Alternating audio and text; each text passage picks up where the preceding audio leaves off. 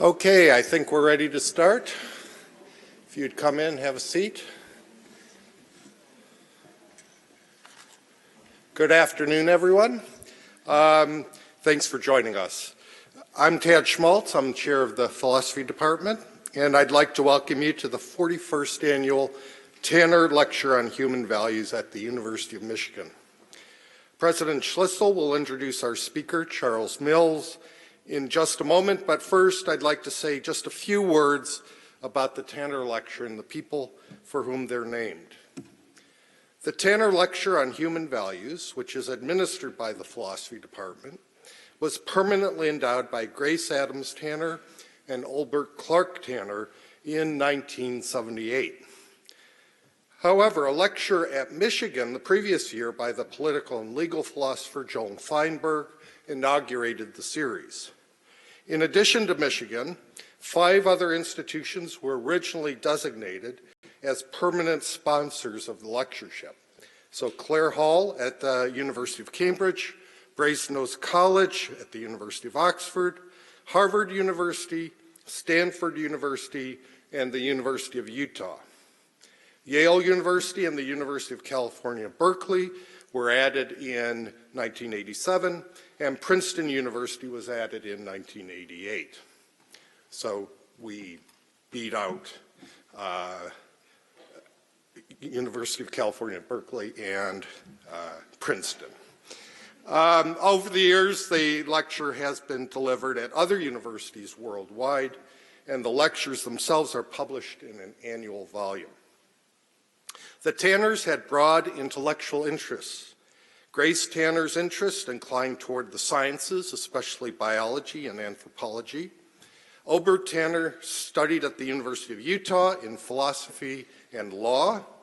After receiving his law degree, he studied and taught philosophy and religious studies at Harvard and Stanford, and was professor of philosophy at the University of Utah for 27 years. He also was a successful businessman, having founded and that's rare for a philosopher, having founded in 1927 the O.C. Tanner Company, which produces a range of jewelry that businesses use to reward individual achievement. The Tanners were generous philanthropists. They supported the Utah Symphony Orchestra, Ballet West, and the Utah Opera Company. They also built more than 40 public fountains and established philosophy libraries at 11 major colleges and universities, including our own splendid one here at Michigan in Angel Hall. Over the years, many distinguished intellectual figures have delivered the Tanner Lectures at Michigan, including Sir Karl Popper, Toni Morrison, Henry Louis Gates Jr., and most relevantly for our lectures today, John Rawls. Here at Michigan, it is our practice to take the Tanner Lecture as the occasion for a thorough consideration of its ideas. Each year we have a program the morning following the lecture in which scholars from various disciplines offer perspectives on the lecture and join in a panel discussion. This year, the symposium will be held tomorrow morning, starting at 10 a.m. in the Rackham Amphitheater, located on the 4th floor of this building. Our symposiasts this year are Samuel Freeman of the University of Pennsylvania, Michelle Moody Adams of Columbia University, and Nikhil Pal Singh of New York University. Now, to introduce this year's Tanner Lecture, I am pleased to present Mark Schlissel, the president of the University of Michigan.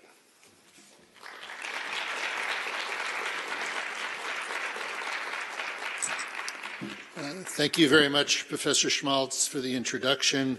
Welcome, everybody. Thanks for coming today. A special shout out to our students who are in the audience today. It's really an honor to be here for the Tanner Lecture on Human Values and to learn from our special guest, Dr. Charles W. Mills. Today's Tanner Lecture and tomorrow's symposium give our community a tremendous opportunity to deeply consider important issues that demand our full intellectual attention. The purpose of the lectures is to advance and reflect upon the scholarly and scientific learning related to human values. And in Dr. Mills, we have a pioneering scholar who's added new dimensions of thought to the examination of human values. In a review of Mills's sixth book, Black Rights, White Wrongs, A Critique of Racial Liberalism, Johns Hopkins professor Christopher Lebron writes that it represents the culmination of more than 2 decades of work on the philosophy of race and social justice. Lebron, in the piece published in The Nation, goes on to say that he likes to think of Mills as Socrates, roaming the philosophical streets, asking people why they think a society like ours, stained by a history of racial horrors, is not more ashamed of itself, and why its leading minds do not make that shame a motivating force in the struggle for a more just society. While his body of work and influence befits such a lofty comparison, Dr. Mills came to the Socratic path through a combination of life experience and intellectual curiosity. After earning an undergraduate degree in physics, Dr. Mills switched to philosophy for his graduate studies. He has said that he was looking for a subject that could provide a big picture overview of what's going on. Combined with his formative experiences with the radicalization of the Anglo-Caribbean in the 1970s and the challenge to the post-colonial, neo-colonial social order, he would eventually rewrite that big picture. He took on a discipline that he found to be very white, and he points out that his work began, for the most part, before a critical philosophy of race and widespread confrontations of colonialism. He is now a leading voice in challenging the dominant narratives of liberal political theory. Dr. Mills earned his PhD from the University of Toronto. Currently a distinguished professor of philosophy at the Graduate Center of the City University of New York, he's previously taught at the University of Oklahoma, the University of Illinois in Chicago, and Northwestern University. His first book, The Racial Contract, won a Gustavus Myers Outstanding Book Award for the study of bigotry and human rights in America. It's been adopted in hundreds of courses across the United States, including philosophy, political science, sociology, anthropology, literature, African American and American studies, among others. Of course, Dr. Mills's work can help us make sense out of the world we see today. He has described the current times as a complicated situation where we have both progress and regression. Progress in that there is far more discussion in the public sphere resulting from the activism of Black Lives Matter and protest of Confederate statuary, and regression in the backlash from white Americans worried about losing their historically differentially privileged status. Dr. Mills's lecture today is titled Theorizing Racial Justice. Please help me welcome the 2020 Tanner Lecturer on Human Values, Dr. Charles W. Mills.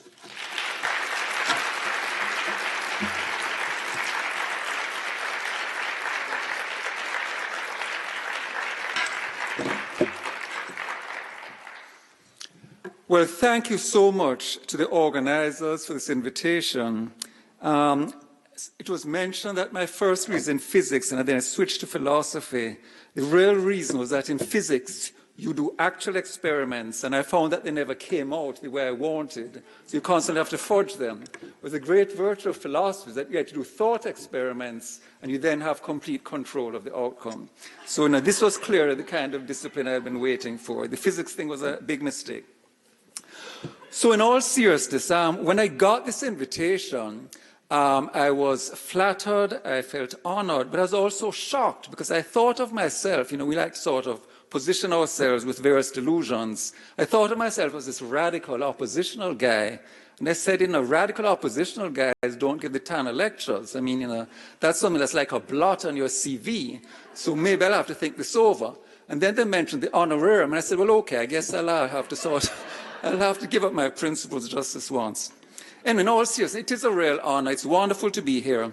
Some of you may remember Clint Eastwood at the Academy Awards a few years ago, talking to the absent figure of Barack Obama in a chair. As you just heard, John Rawls gave a lecture in this place some years ago. So perhaps on occasion you might find, is there an empty chair? There's that one there. You might find me turning around to address him from time to time. Okay, guys, so there's a detailed handout here, which you're really going to need in part because they're, diagrams and so. Maybe that's part of my physics heritage. They always told us, draw a diagram. So it'll help you to make sense of the whole thing. I'm going to talk for about 70 minutes, so the talk itself is longer than that, but I'll skip about a bit. But as I say, with the handout, you ought to be able to follow along. Okay, so my lecture this evening seeks to address the issue of racial justice and in the process to look also at the question of why the subject has been so little addressed in Western and more specifically American political philosophy. For it is not as if the demand for racial justice is a new one. The protests of recent years, above all Black Lives Matter, have brought the topic solidly back onto the national agenda, effectively shattering the widespread post-racial society illusions that Barack Obama's 2008 election had encouraged. But of course, the demand is much older.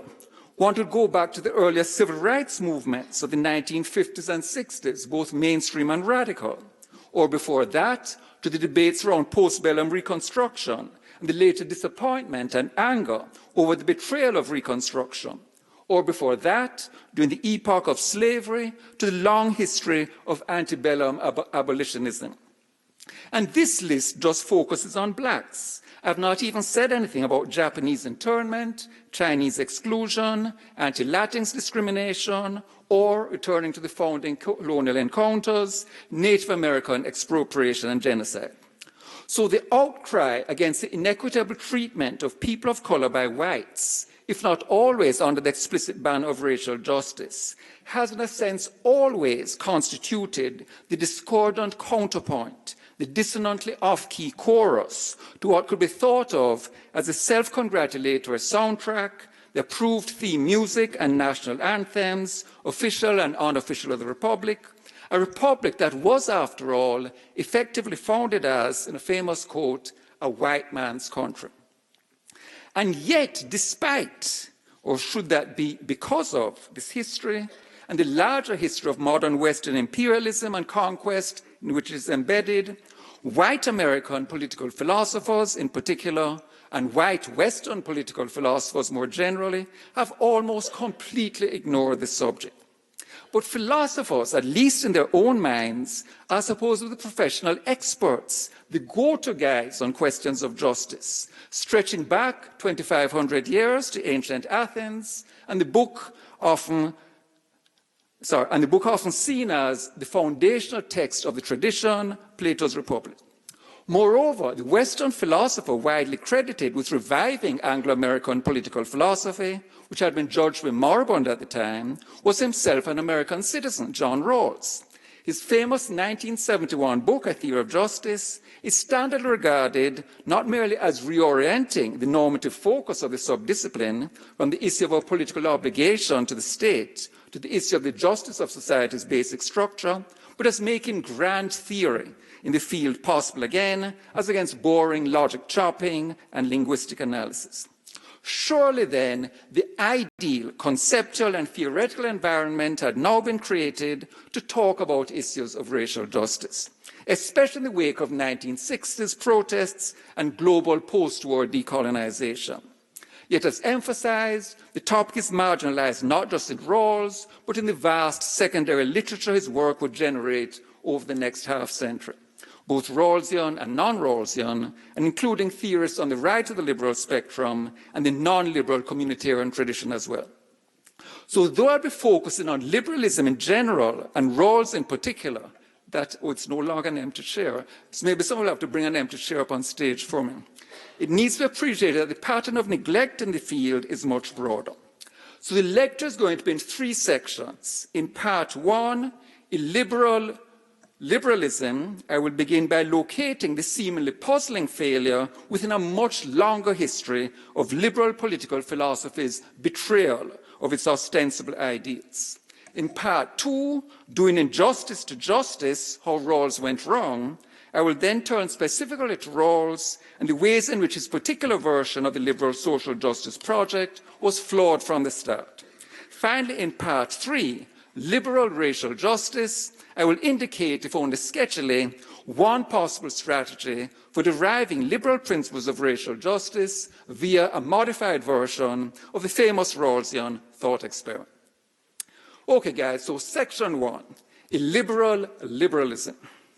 So our starting point is the political philosophy of liberalism, but I need to quickly clarify that I'm using the word as a term of art, the way political philosophers and political theorists do. So liberalism does not refer just to the left wing of the Democratic Party, which we saw in action just last night. Rather, its reference is the political ideology that develops over the 17th to 19th centuries in Western Europe in opposition to the doctrines of monarchical absolutism, natural social estates, ascriptive social hierarchy, and inherited status. Associated with John Locke, Adam Smith, Thomas Paine, Thomas Jefferson, Immanuel Kant, Jeremy Bentham, John Stuart Mill, and others, liberalism becomes the philosophy of the new social order, indeed of modernity itself. The rule of law, limited government, democratic consent, individual equality, equal rights, all become the slogans of the revolt against the Ancien regime. Hence the American Revolution's famous opening statement of the Declaration, penned by Jefferson, we hold these truths to be self-evident, that all men are created equal. And the liberty, equality, fraternity of the French Revolution.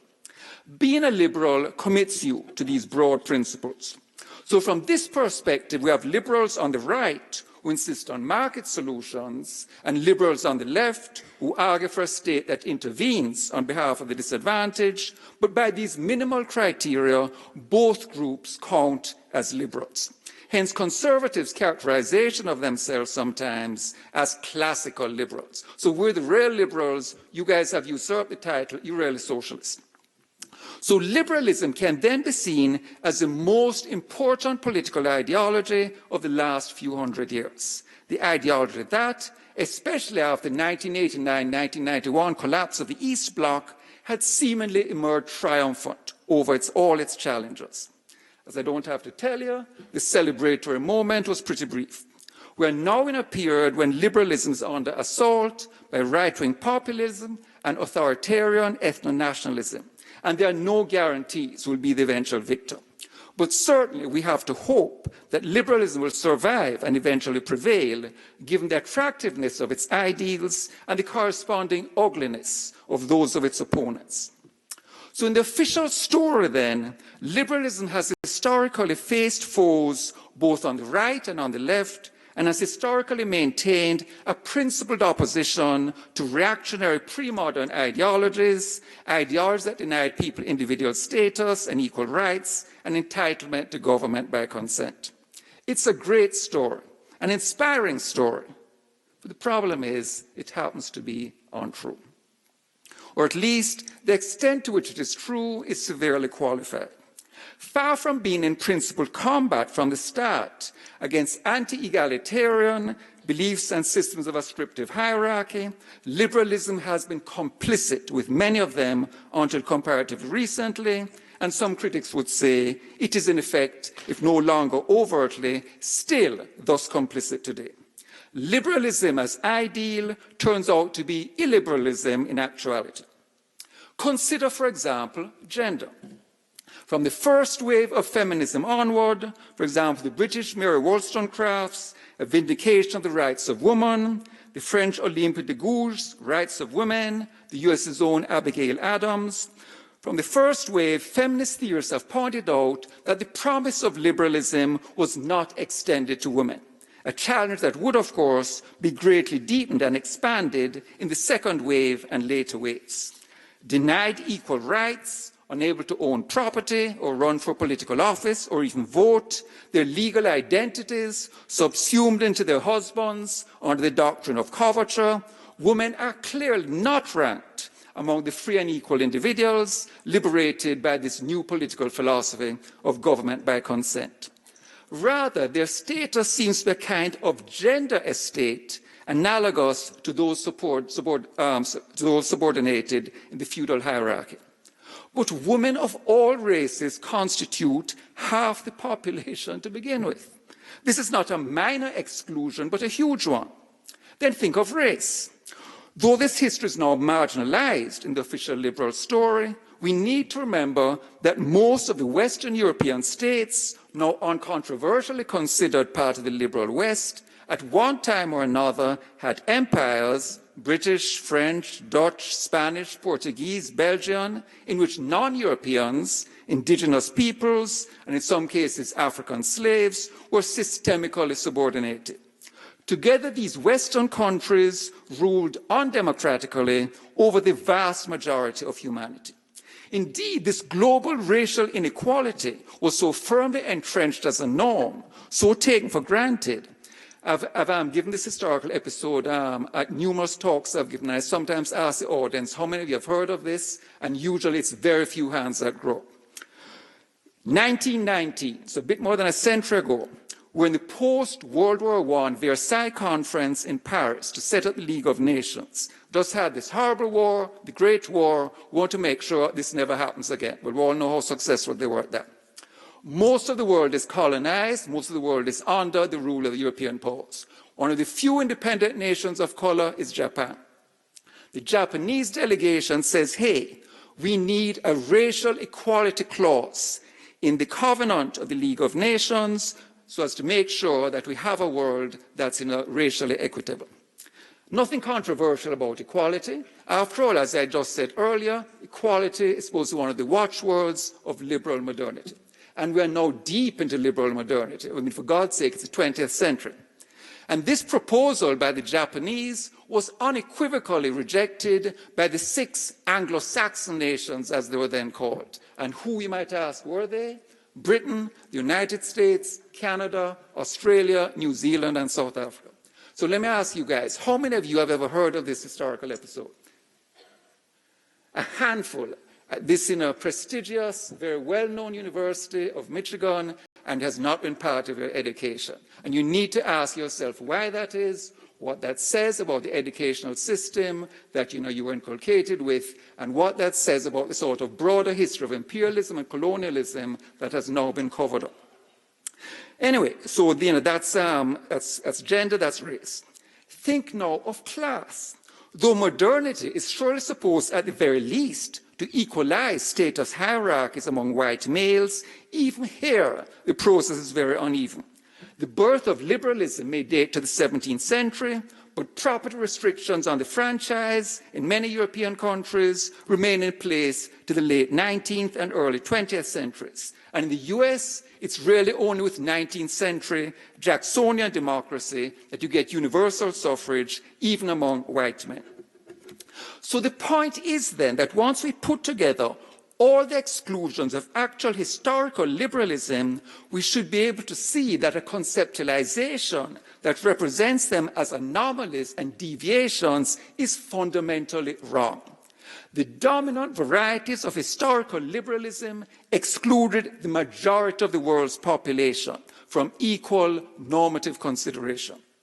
But if exclusion is modal, if propertied white males are the major beneficiaries of modernity's liberalization, then how can the conventional narrative of a clear transition from the world of hierarchical estates to a world of equal individuals be sustained? Doesn't our periodization, doesn't our conceptual map and our temporal map need to be changed? And happily for you, you don't have to do this yourself, because on this very useful handout, if you can see it in this dark room, I thought it would be a bit lighter in here, I have provided for you a neat diagram which you can put on your, your bathroom wall, your refrigerator door, the place where you do your heavy thinking. So the top indicates the conventional story. So the conventional periodization is illiberalism versus liberalism.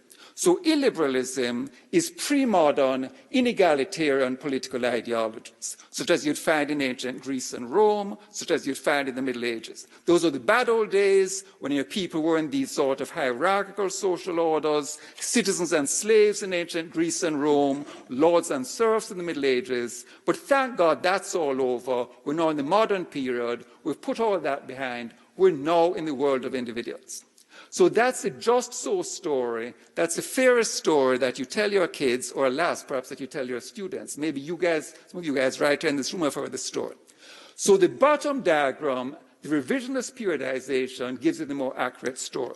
So in that story, we should sort of see it as illiberalism part 1, and then illiberalism part 2. And illiberalism part 2 is, for some reason, known as liberalism. So in illiberalism part 1, we have the hierarchies I mentioned, and also gender hierarchies, which at least until recently were not part of the story. As feminists have pointed out, you can see women as constituting a kind of subordinate gender estate. So citizens and slaves in ancient Greece and Rome, and men and women, medieval period, lords and serfs, and again men and women, and then in the modern period, lo and behold, we continue to have these hierarchies, men and women still, it's a sort of enduring constant. There's also the property and non-property insofar as the restriction on the franchise and stuff like that, and we have the new category of whites over people of color. So by the conventional dating, you don't have race in the pre-modern period. It's only in modernity that race comes into existence. So the point is then that with this reconceptualization, we would re-theorize liberalism to emphasize its continuity with the past rather than its putative, sharp break from it. And we would then start to look at liberalism very differently with, shall we say, a far more suspicious and critical eye. So rather than automatically presuming that liberalism is going to be adequate to dealing with a particular social problem facing us, we would begin by asking ourselves the question, if liberalism has been illiberalism along so many crucial axes of social subordination, how has this pernicious shaping by group domination affected its crucial concepts, norms, frameworks, and assumptions?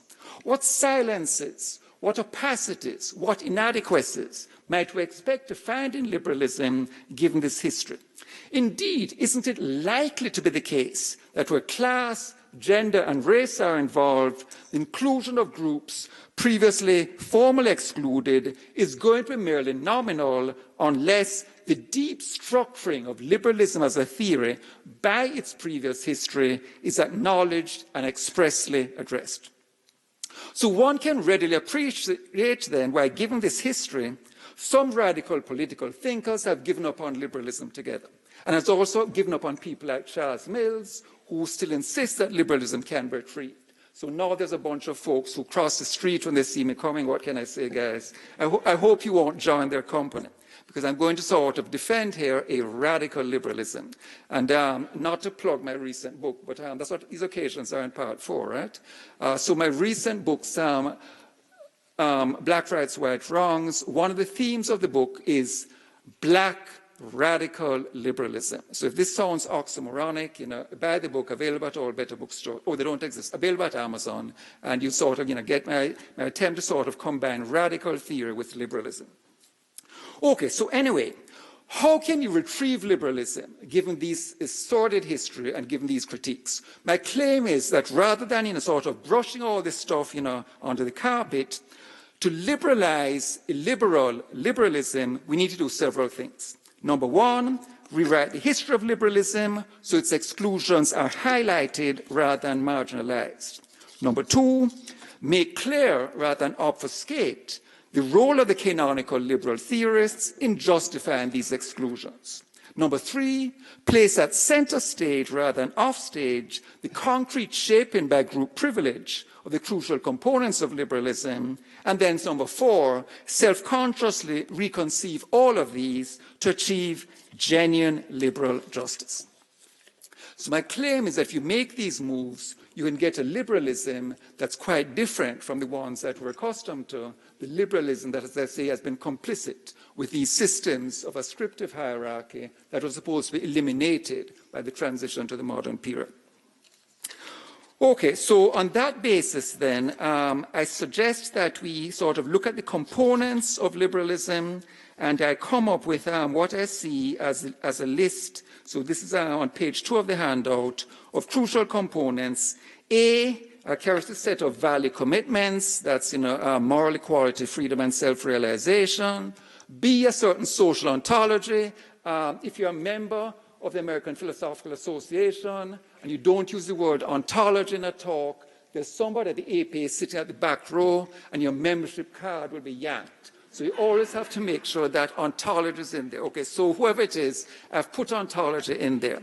So B, a certain social ontology. C, a conceptual cartography of the socio-political.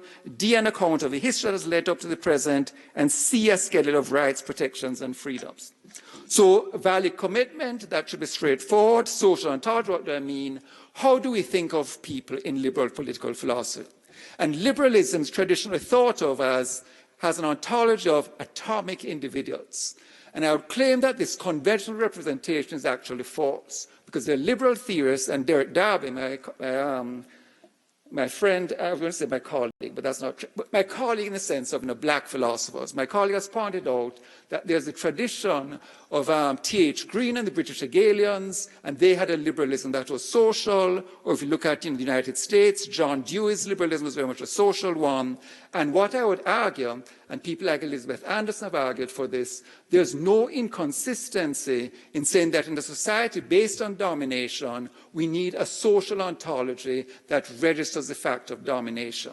So you can't assume that everybody is effectively equal if some people are positioned above others. So you need a social ontology that registers the fact of group domination, whether men over women, whites over people of color, or what.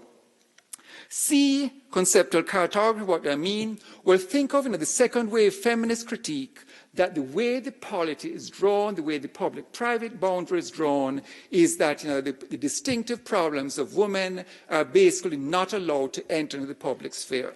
So the family, patriarchal relations, sex, all of that is part of the private sphere. That's not a matter of justice. So what second wave feminists sort of set themselves to do is to argue for the redrawing of that map. So the conceptual cartography, how we draw the polity, that matters. D, the history. What I mean there is that to consider issues of how the society came into being, issues perhaps of corrective justice, we need to know what the actual history is. And part of the problem with actual liberal theory is that it obfuscates, it covers up, it whitewashes the history. The history, which, as I sort of mentioned briefly earlier, has been a history of racial subordination. So all of those put together, if you rewrite them, you rewrite the ontology, you remap the cartography, you give a different account of the history, it then means that to sort of bring about equality, freedom, and self-realization for individuals, you could end up with principles which seem quite different from liberal principles, but they're still liberal, but this is a liberalism that is now taking the history of the society and the actual structure of the society into account in a way that mainstream liberalism has not. So on the axis of class, going back to the 19th century, you have a social democratic version of liberal theory, which says liberal principles are okay, but you need to sort of face the fact that the working class is going to be materially subordinated unless you sort of take account of the differential power that capital has. I don't have to tell you, we're now in an epoch, 1% versus 99%, the rise of plutocracy, as it has been called the third Gilded Age. There was Mark Twain's Gilded Age in the 19th century. There was the 1920s, also known as the Jazz Age. We're now in the third Gilded Age, and people like Thomas Piketty have argued this may be the longest lasting one of all. So the inequalities of wealth in the United States and other countries are sort of as large as they've ever been. So there's a social democratic critique, well established. The gender critique, the feminist critique, again, you need to sort of recognize the extent to which men are dominant over women, and this patriarchal domination manifests itself in all kinds of spheres. And of course, we've had several decades of feminist theory laying out a very plausible case to this effect. But the point I would make is that, unfortunately, the racial critique has not been as well developed as these other critiques. So that what I'm arguing for, that we need to do, is develop a racial critique of liberal theory that is going to be comparable in its significance and, for the importance of rewriting mainstream political philosophy and mainstream political theory as, social democratic liberal theory and feminist liberal theory have been. Okay, let me now talk briefly about what I'm going to call a liberalism that's racial. And the term here is unfortunately a bit confusing in that if in the 1950s somebody said you were racial liberal, it meant you were somebody who thought you should support black civil rights, you should oppose segregation. In other words, you're a good guy. We want people to be racial liberals. Had I known that the term was so solidly entrenched in this previous usage, I might not have employed it. Anyway, I'm trying to demarcate a separate usage. And racial liberalism, as I use the term, is basically a liberalism that has been shaped by racial domination. So think of racial liberalism as analogous to what feminists would see as a patriarchal form of liberal theory, where liberalism has been shaped by its evolution in societies of male domination. So it then means that crucial terms, crucial frameworks, crucial values have all been permeated by the fact of male domination and the need to justify the subordination of half of the human race. And I'm arguing for a racial liberalism that's comparable to a patriarchal liberalism, and that evolves in the period of European expansionism, when key liberal theorists are completely on board with this program, so that Europeans basically expand into the world, and you cannot then apply liberal theories equally to people of color as you can to Europeans, because then obviously it would mean that the processes in which you're involved, your conquest of peoples, expropriation, racial slavery. These are all inconsistent with a liberalism that is color inclusive. So it has to be a liberalism that's racial restrictive. So you get a liberalism that's racialized. So it's a racial liberalism in that sense, in that crucial terms of the liberal theory are rewritten by race, so that the privileging of Europeans at the expense of people of color does not seem like an inconsistency. It does not seem like an inconsistency because people of color are not seen as moral equals. So you then get the world that I described in the Versailles Conference, where the Japanese proposal is shot down because the Anglo-Saxon nations are basically saying, look, the colonial world rests on racial inequality. This principle would upend this world, so clearly we cannot have that as part of the covenant of the League of Nations. Okay, so the crucial question then is, given that liberalism has been racialized, why is it there has not been more discussion within political theory and political philosophy of this fact? Why has this not been a sort of self-conscious project to sort of explore and investigate the racialization of liberalism, and then to sort of make the theoretical moves necessary to de-racialize it? And my argument here, and some people have objected to this, but tell me what you think. My argument here is that one major factor is the demographic whiteness of the profession. So this will come as no news to the philosophers in the room. To the non-philosophers, let me break the news to you. As I don't have to tell you, people of color are underrepresented in the academy in general. In philosophy, it's so extreme that basically, if you go to a meeting in the American Philosophical Association, you have to put on dark glasses. Otherwise, you might get snow blindness from the sort of expanse of white faces. The percentage of black people in philosophy, I'm not making this up, it sounds like I am, but I'm not. The percentage of black philosophers in philosophy is 1%. It was 1% 20 years ago, it's still 1% today. Latinos, maybe another 1% Asian Americans, another 1% Native Americans, based with fingers of two hands. It's about 3% people of color. Very white profession.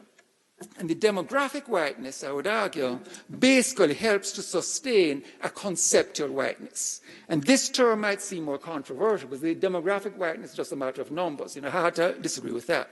The conceptual whiteness you have to make more of a case for, because many white philosophers get their backs up and they say, look, philosophy can't be white because philosophy is dealing with the human condition. People of color are human, you're certainly not denying that. Therefore, you guys are automatically included in the sort of general and abstract representations that we're giving you as philosophers. And the problem with the argument, which feminist philosophers have sort of also made the case, for the maleness of philosophy, is that the distinctive experiences of people of color are not really accommodated within these seemingly general and all-inclusive abstractions. So as I just mentioned, the experience of people of color in modernity is an experience of colonization, imperialist subordination, expropriation, racial slavery, apartheid, Jim Crow. To what extent are these experiences really part of the standard political story we hear in political philosophy? And I would argue they're almost completely marginal. So the question then is, what can be done about this? Well, before I move to that, of course, the climax of the whole thing, let me make some comments about John Rawls. Okay, so does somebody brought it there? Still not, okay. So pretend he's sitting there. So Clint Eastwood at the Academy Awards, I'm talking to John Rawls. Professor Rawls, who I should emphasize I never met, and I should also emphasize that everybody I've known who has met speaks very highly of him, and tomorrow you'll hear from two of his students, so it should be emphasized that I'm not talking about how I've had bad experience with Rawls, I'm just talking about Rawls as a representative of a particular group in a particular time period, positioned in such a way that certain problems are not addressed. So it seems to focus on Rawls, but I'm really talking about an entire cohort of white mainstream political theorists. Okay, so Rawls's 1971 book, A Theory of Justice, is generally seen by many people as the most important book in political philosophy of the 20th century, or certainly the most American book in political philosophy of the 20th century. But some people go further, the most important book of global political philosophy of the 20th century. And this book accomplishes several things. It revives social contract theory. Social contract theory had its heyday in the century and a half, from 1650 to 1800. So Thomas Hobbes, John Locke, Jean-Jacques Rousseau, Immanuel Kant.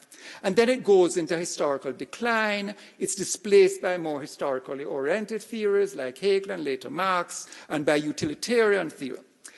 And by the mid-50s or so, social contract theory is seen as dead, and also Anglo-American political philosophy is seen as moribund. If you go back to the period, you find articles written, sort of warning about the survival of Anglo-American political philosophy. And the subject matter was seen as so boring that it's not merely that the people reading the articles tended to fall asleep, even the people writing the articles tended to fall asleep. You're there, so... What was I writing again? Oh, right. So political philosophy had been reduced to boring stuff like linguistic analysis, how should we think of obligation, and so forth. And Rawls's work revitalizes the field.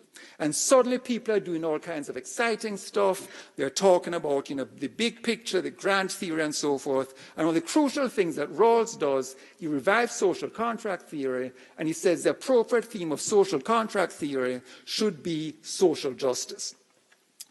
And here's what Rawls does. He revives social contract theory in the form of a thought experiment. As I mentioned to you guys, I switched from physics because my real-life experiments in the lab, they never came out. But thought experiment, that was a whole different story.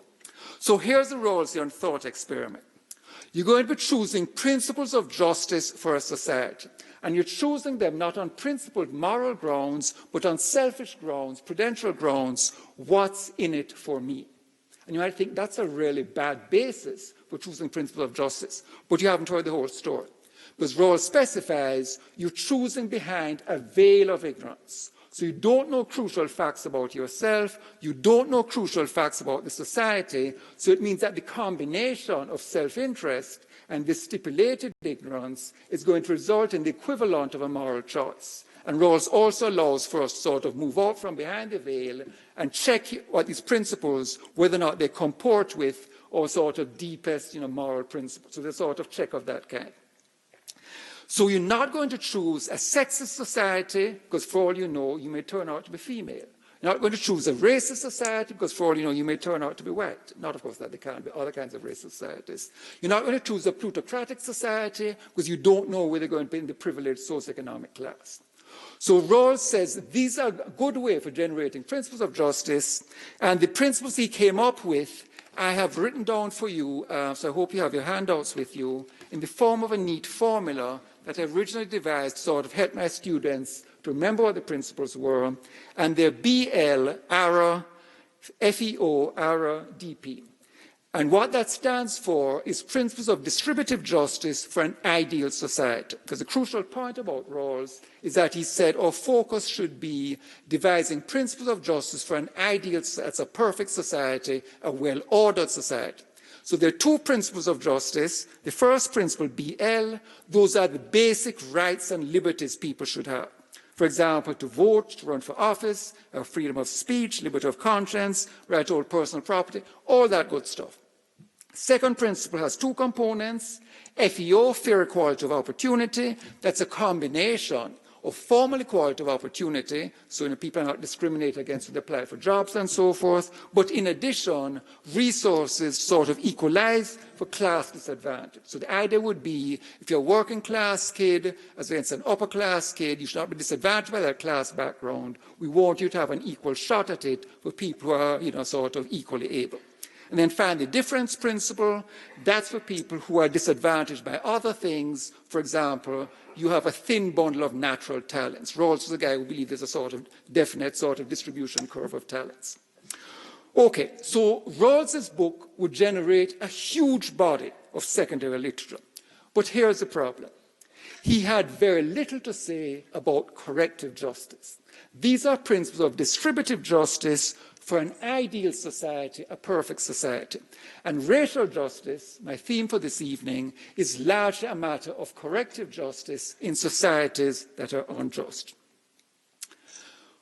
So in my work in the previous years, I've spent a fair amount of time criticizing Rawls and Rawlsians and saying, look, you guys claim to be concerned about justice, and yet you're not talking about racial justice. We need to sort of ask the question about how we can make the transition from Rawls's principles of ideal justice for a well-ordered society to societies that are not well-ordered. We need to talk about corrective justice. And then about 2 years ago, I had a theoretical epiphany. So there are religious epiphanies, there are all kinds of epiphanies, there are personal epiphanies. This was a theoretical epiphany. And I came to believe that actually I had been misinterpreting Rawls all along. And what that implied is that a significant amount of my previous criticisms of Rawls had been unjustified. But you'll be glad to hear, lest you think it's going to sort of Rawls love fest, that it meant that a whole new wave of criticisms could now be unleashed. So I'm going to give you the background to sort of explain this. And I have a claim that I've put in bold. I don't know if you can see it in this room. But here's my dramatic claim, put in bold. Rawls's theory of justice does not apply to the United States. Let me say that again, because it's so bizarre. Rawls's theory of justice does not apply to the United States. So obviously you're going to ask, why on earth would Rawls, as citizen of the United States, have devised a theory of justice that was not applicable to his own country? But I'm not saying he intended it not to apply. Rather, what I'm claiming is as a matter of fact, it doesn't apply. So in analytic philosophy, it's standardly accused of having physics envy. So you see, I switched from physics into philosophy, not realizing I was not getting away from physics. Anyway, so part of the physics envy manifests itself in the use of diagrams and subscripts and letters and so forth. So again, to sort of keep my APA membership, I've done my small bit towards this end. So once more, if you consult your handout, you will see my original interpretation and now my revised interpretation. So my original interpretation, and I'm suggesting that the first three premises of this are widely shared in the profession. It is important to FI. We should be trying to FI. Rawls is trying to FI. Rawls is doing a bad job of FI. Bad Rawls, bad. So Rawls should be criticized for doing a bad job of FIing, and in fact, that's what I've been doing for several years. How wrong I was. My recent revised interpretation, Rawls is not trying to FI in the first place. So Rawls cannot be criticized for FIing badly. But it's important to FI. We should be trying to FI. So Rawls should be criticized for not even trying to fire in the first place. So the obvious question, the burning question that I know you all have on your lips is, well, gee, what is fying? And now to keep you in suspense, the answer is fying is developing a theory of justice for modern Western societies of all kinds, both racist and non-racist. And why is Rawls not trying to fire? Because in his own mind, he doesn't have to. The class of racist modern Western societies is empty. No modern Western society is racist. Therefore, the United States is not racist. Now, that's a pretty strange set of claims. So let me now try to make them plausible for you. So I'm going to use the symbol TJ, R, and not R. Rawls' theory of justice applies both to racist and non-racist Western societies. TJ, not R, Rawls' theory of justice only applies to non-racist Western societies. USA, not R, the US is not a racist society. USA, R, the US is a racist society. So let's go through these. And first of all, where's the evidence for this crucial claim I made, which is obviously quite crazy? My suggestion is that it's in his final book, Justice as Fairness. So this is the last book Rawls wrote, not quite finished because of his illness, edited by philosopher Aaron Kelly. And in this book, you can find the following two sentences, admittedly separated by some pages, but nonetheless, I think the link should be clear. Page 40, so this is John Rawls. Justice as fairness, so that's Rawls' theory. Justice as fairness is a political conception of justice for the special case of the basic structure of a modern democratic society. And then a few pages later, page 21, he expands on this.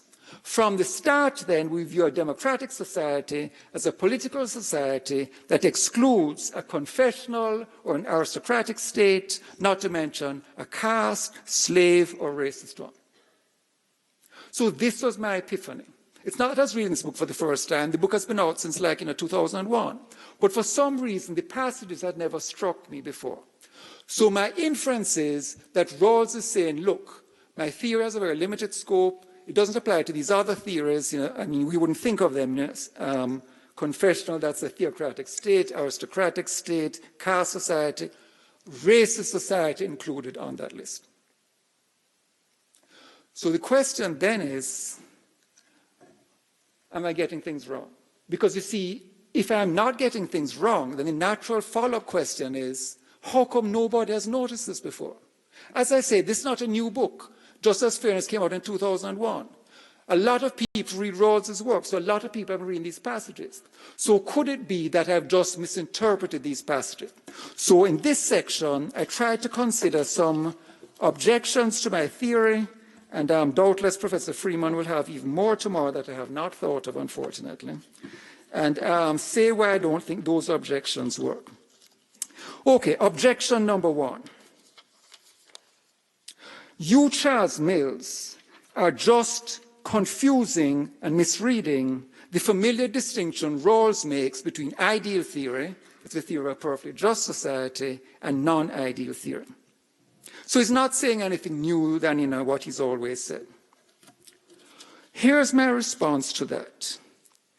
If that were true, it would then mean that Rawls' theory of justice applies to all the other societies in that list. All you have to do is to switch to the non-ideal extrapolation of Rawls' theory. So that list includes, just to remind you, a confessional state, that's a theocratic state, an aristocratic state, a caste society, a slave society. But the problem with this is that everybody knows in the profession who reads Rawls in political philosophy that Rawls' work is marked by a shift in the early Rawls to the later Rawls from what seems like an all-encompassing theory, a comprehensive liberal theory, to a political liberal theory, and he makes clear what he said was there in the early work, if badly phrased. His reference point is modern Western liberal democracies. So it's not the case that Rawls' theory is all applicable, that can be sort of, you can apply it to all kinds of societies. It's limited to modern Western liberal societies. So my response here is a reductio of the claim that you can just switch to non-ideal theory and handle racist societies, because if that were true, that would go for the others also, and that goes against what we know and is well established in the secondary literature. That's not how Rawls meant his work to be read. So consider a second objection. The second objection now is, okay, maybe you're right, but it's an isolated element of what he says. In other words, Rawls was sick. It's an isolated conceptual gaffe, and had he had the time to sort of do a proper revision of his work, it's something he would have cleared up. So it might be true, he might have said it, but it's not really something that's related to the rest of his work. And I suggest that, far from this being true, it follows directly from the characterization he gives from the very opening pages of A Theory of Justice. And part of the problem is that these pages have not been read as thoroughly as they should have been, despite the fact that they're at the start of the book. I mean, you can sort of start to skip and skim late on the book, but surely not in the opening pages. So everybody who reads Rawls will have read those pages. And what does he say in those pages? What he says explicitly is that society is, and here I quote, a cooperative venture for mutual advantage, governed by rules designed to advance the good of those taking part in it. He's not given us a definition of an ideal, well-ordered society. That doesn't come until the next paragraph. He's telling us what a society is. So Rawls is basically defining society in such a way that only societies of equity and cooperation and reciprocal benefit count as societies. And that's kind of crazy. And it's also inconsistent with what we just heard, where he does concede the existence of theocratic societies, slave societies, aristocratic societies, and so forth. So I think the most charitable reading of this characterization of society and a theory of justice is that Rawls is telling us these are the societies to which my theory of justice applies. So there's a range of possible societies, all kinds of different societies, obvious throughout human history. These are the societies to which my theory applies. And what I think gives plausibility to my interpretation is that, remember, Rawls not merely revives Anglo-American political philosophy, but he revives social contract theory. And the key idea of social contract theory is that we should think of society as having been formed by people in a pre-social and pre-political condition, coming together to say, let's create a society, let's create a political order, and let's make sure that we don't lose. We don't sort of overall lose out the advantages we have by being in a pre-social and pre-political so-called state of nature. In the state of nature, you have all kinds of freedoms, but there's a danger, especially in theorists like Hobbes, you're going to be ripped off. So we want the state to protect us and sort of give up some freedoms and sort of have others safeguarded. But the crucial point is that it's a consensual process, and what you're going to establish is a society and a political system that benefits everybody. So once you think of it that way, you see that he's telling us from the start, my theory has a very limited application. My theory only applies to societies that can be modeled by the social contract metaphor. And unfortunately, given the unhappy history of humanity, that is a very, very small subset of the societies that exist in human history. In fact, you could go so far as to say that given the history of all kinds of oppression, gender oppression, ethnic oppression, religious oppression, colonial oppression, racial oppression, maybe it only applies to hunter-gatherer societies. That once you get class society emerging, once you get patriarchy emerging, once you get the early stages of colonialism, all these societies are going to be oppressive. Rawls's theory does not apply to them because none of these societies can be modeled by the social contract of being brought into existence in a consensual way with rules that are going to benefit everybody.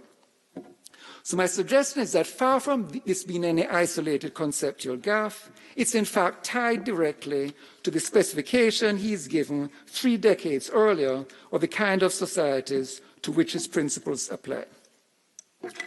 And then finally, the third objection, look, here's why you have to be wrong. Your implication would then be that Rawls could say nothing about race because, you'd have a situation where you have a racist society, he's excluded it, but we know that Rawls does talk about race, not at any great length, but there's scattered passages here and there. He cites Martin Luther King Jr., and in Justice as Fairness, his final book, he expresses his hope that liberal principles will be able to tackle issues of gender and racial injustice.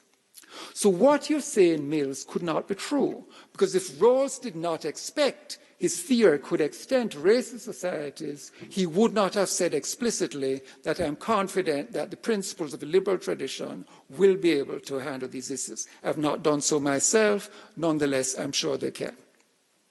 And here's where I argue, this is part of my epiphany, here's where I argue we need to make a crucial distinction between societies with racism and societies that are racist. And my argument is going to be that Rawls thought of the US as a society with racism, but not a society that is racist. And to this end, I'm going to call your attention to this incomprehensible diagram that is occupying a full page in your handout. And my hope is that if you bear with me, I will make it comprehensible. So this large I at the left, I stands for ideal, because remember, Rawls's principles of justice are for ideal societies, what he calls well-ordered societies. That's what his principles are for. So on the left, you have ideal. And then as you move right, as you move away from the left, I didn't design it that way, folks, not to reveal my political sympathies. It's just the way left and right work out. As you move to the right, you move away from ideality, and the further you get over here, the further you are from an ideal society. So if you're here, you're almost perfect. It's an almost perfect society. Whereas if you're over here, you're in a deeply oppressive social system. So here's the point, an obvious point when you think about it that has not been sufficiently paid attention to by political philosophers.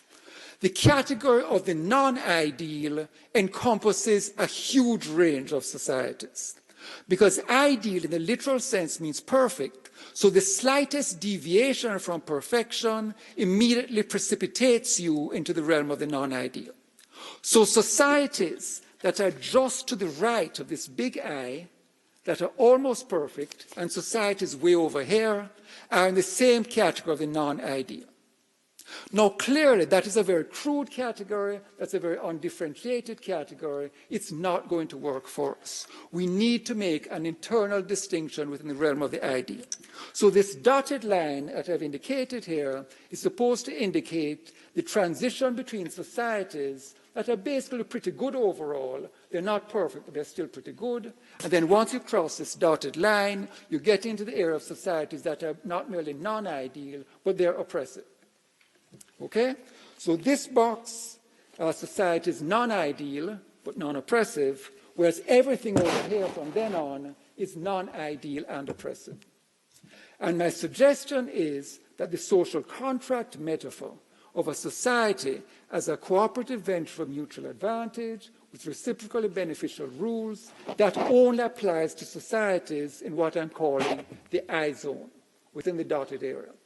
So they're not perfect, but they're close enough that we can say, yeah, they're roughly societies that can be modeled by a contract. And once you pass the dotted line, once you're in this part of the diagram, the contract metaphor no longer applies. So the crucial question then is, for the issue of race, where does the United States fit?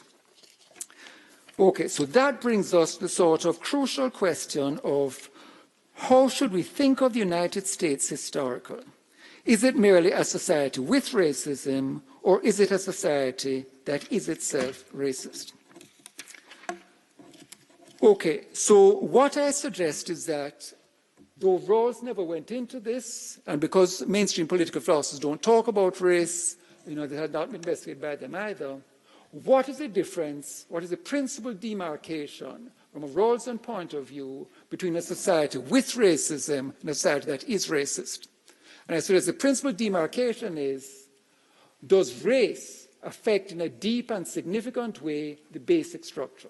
It's a crucial concept for Rawls. He says justice applies to the basic structure, and that's what we should focus on. And the basic structure includes the main political and social institutions, so that's the Constitution, it's an independent judicial system, the legally recognized forms of property and the structure of the economy, the family.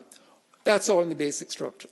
So the crucial question for us is, does race affect any of these in a way that's deep and significant? Because if it does, you then have a racialized basic structure. So let's consider the possibilities. So I have them sort of listed on the handout for you. Could it be that the United States was racist before Rawls's birth, but then ceased to be one by the time of his birth? Could it be that it was racist during his lifetime for part of it, but then ceased to be such? Could it be that it was racist during his lifetime, but after? No. So I can go through all of them, and I ask you to think of the following. And bear in mind, some of you, I'm sure, will have read the 1619 Project, that people on the New York Times undertook, and the crucial point of how fundamentally slavery has shaped the United States and continues to do so 400 years later. And you may also have read of the controversy.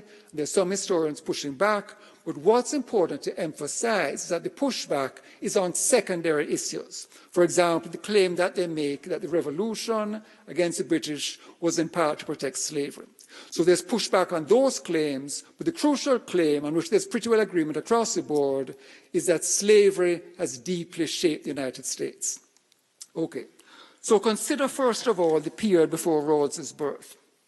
The US was a slave society. Rawls talks about legally recognized forms of property. This included property in human beings.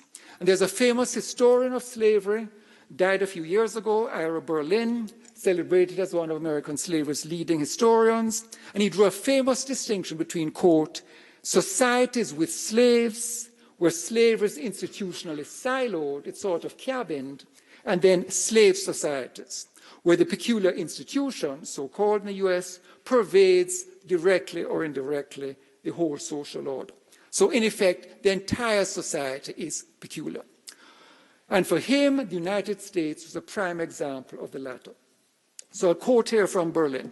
Slavery stood at the center of economic production, and the master-slave relationship provided the model for all social relations: husband and wife, parent and child, employer and employee, teacher and student, end quote.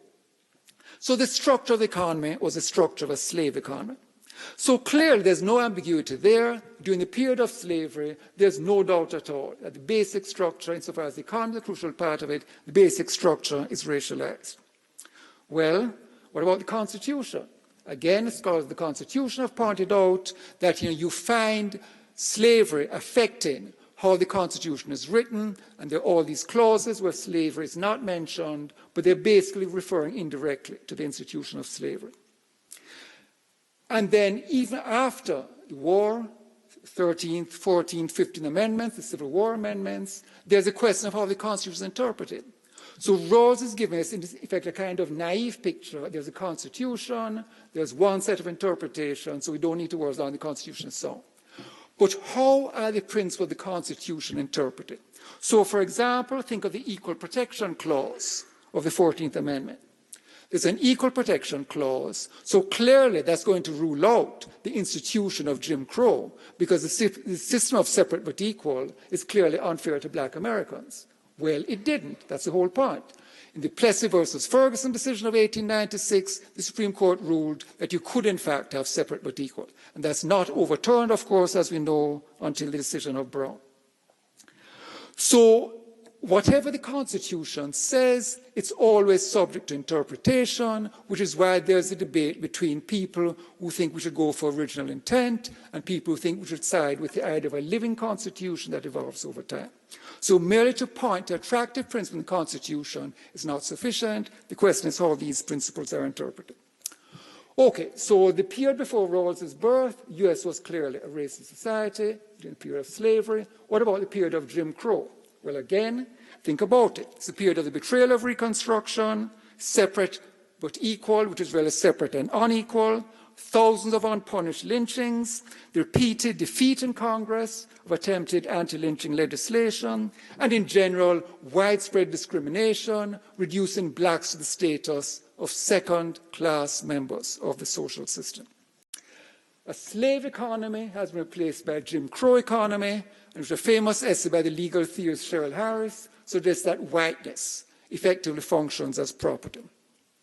So even if you don't have formal slavery, you have property in whiteness, and that means again that property relations are being affected by race. And here's a really stunning fact, a really ugly fact, but something that again people need to know. It's the 1930s. You're a young Nazi lawyer. You know, the Third Reich is being put in place. You're looking forward to a glorious 1,000-year history, and you want to disenfranchise the Jewish population. You're looking for a juridical model for the Nuremberg laws, the 1935 anti-Semitic Nuremberg laws, which reduced Jews to second-class status.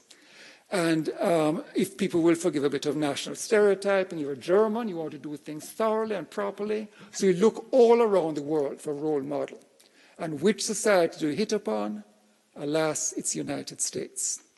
Book came out in 2017, Hitler's legal model, something like that. Jim Crow legislation in the United States was a model the Nazis used for the anti-Semitic Nuremberg laws. And people may be interested in who the runner-up was in the sort of competition for the supreme racial state on the planet. The runner-up was the British Empire. So again, probably not part of the history you were taught in high school or even in university. This is a racial history, the centrality of race to make of the modern world, that people like myself, people in critical race theory, says we need to talk about it more because it's so crucial to understanding the world that we currently have. Okay, so clearly, a period before Rawls's birth, that was not a period, or you could say that the basic structure is not affected by race. So maybe it's in Rawls's lifetime. Maybe it's what was called the second Reconstruction. First Reconstruction didn't work out so well. We had the betrayal of Reconstruction. We had the withdrawal of federal troops. We had the rollback of voting rights. But the second Reconstruction, civil rights legislation of the 1950s and 60s, maybe that's a turning point. That from then on you could say the US was not racist. But again, looking back from the perspective of 40, 50 years later, those of us who work on race know all the unhappy statistics, continuing residential segregation, continuing educational segregation, ongoing nationwide practice of de facto discrimination, new techniques of disenfranchisement, voter suppression, the wealth gap, the prison industrial complex, the pattern of police killings of unarmed black men and women. It's not really plausible to claim that the US has ceased to be a racist society. And finally, because discussions of the family, because the family is part of the basic structure for Rawls, discussions of the family in the Rawlsian literature, because of the demography of the profession, have been overwhelmingly shaped by the interests of white feminist theory. But if we look at the family from the perspective of black women, Latina women, Native women, then the family is also racialized as an institution. During slavery, obviously slave families were not recognized, and even free black families were not seen as equal to the white ones. Dorothy Roberts, well-known black feminist theorist, points out a long history of black women and women of color being deprived of equal reproductive rights. If you think of anti-miscegenation law, if you think of the fact that in a liberal democracy, the Constitution allowed states to forbid people from being involved in interracial relations, interracial marriages, and that it took until 1967, the Supreme Court Loving versus Virginia decision, and that at one time or another, not at the same time, but at different times, at one time or another, no less than 41 states had anti-miscegenation legislation on their books. So that, as one theorist has pointed out, you could see anti-miscegenation law as a kind of factory for the production of race. So it means that by all these criteria, the economy, the polity, the legal system, the family, the basic structure has been racialized from the start. So if you use the criterion of the basic structure being affected by race in a deep and significant way, then the US is a racist society, and it then follows that Rawls's principles do not apply to the United States. So what are the implications of this? They're really very startling.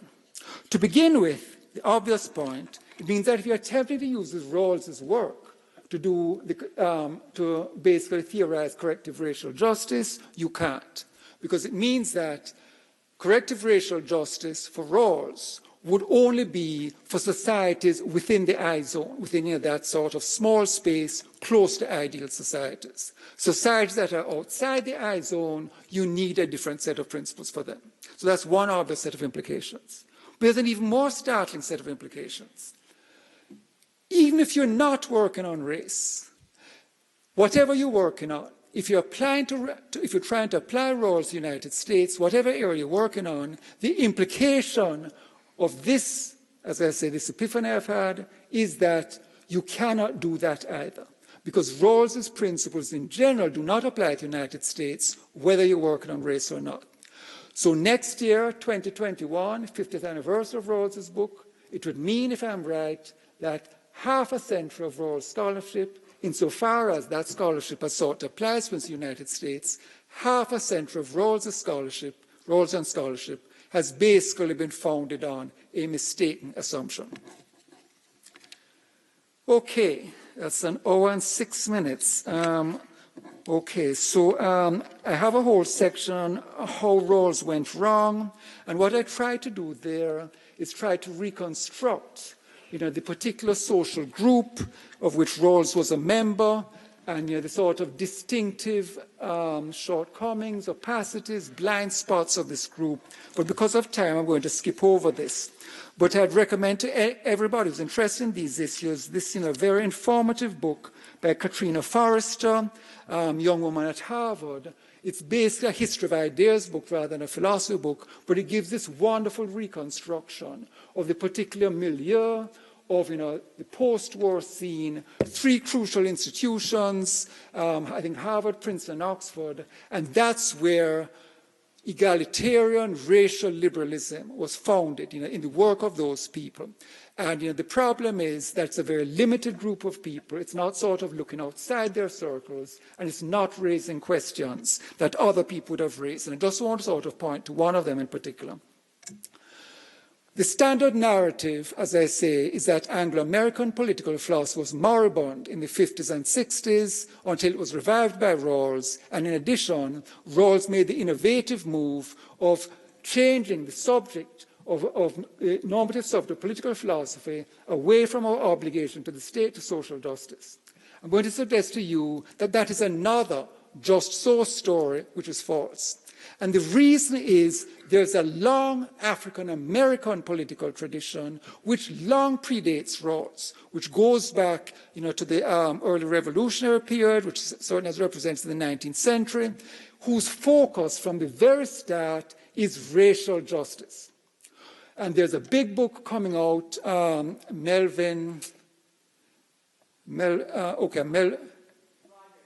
Thanks, yes. Say it.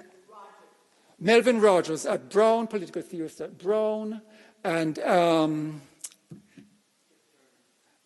Chip, that's his nickname. Sorry, one of those senior moments. Anyway, it's coming out. I green-lighted the University of Chicago Press, so it's going to be this huge book, basically looking each chapter a particular African-American political theorist. And my hope is, and certainly the editor's hope is, that this will become a sort of standard text showing, look, there's this sort of long, important African-American tradition, and it needs to be engaged with by mainstream Euro-American political theory. And that's going to include Euro-American political philosophy and Euro-American discussions of justice. Because as I say, what comes sort of completely clearly, if you read this book, is that social justice has been a theme for the start for these folks, racial justice has been a theme, and these people are Anglo-American. I mean, they're English-speaking, they're citizens of the United States. What could be so more appropriately Anglo-American than that? So one of the things that we need to do in terms of, in a sort of making philosophy more representative, is to recognize that there's a long history of discussions of justice, and this very sort of narrow genealogy that mainstream white political philosophy have given us is really utterly misleading. Okay, last section, liberal racial justice. How much time do I have? Could an organizer point me and tell me how much time I have? No organizer is willing to do so. There's a danger I will go on and on and on. How much? Okay, I'll go for another 10 minutes. Okay, so if I'm right that the Rawlsian literature cannot handle race, not merely contingently that they have chosen not to do so, but if this epiphany is correct, that it turns out the apparatus is just not designed for it and was never meant by Rawls to be designed for it, because it only applies to societies with non-racialized basic structures, societies within the I zone. So what can one do? My suggestion is that what we do is turn to a different modeling of society and a different contract. And here, surprise, surprise, I'm going to put in a plug for my own earlier work. And there's a well-known political theorist, Karl Pateman, wrote a book in 1988, The Sexual Contract, and I was inspired by Karl's book to write my first Racial Contract, and we also did a book together, Contract and Domination. And in the latter book, Contract and Domination, we had separate chapters because we disagreed on various things. I argued that you could transform the contract model following her work and following the even earlier work of Jean-Jacques Rousseau in Discourse on the Origin of Inequality. You could use the contract to model domination. So in Rousseau's Discourse on the Origin of Inequality, he basically says contract theory is a scam.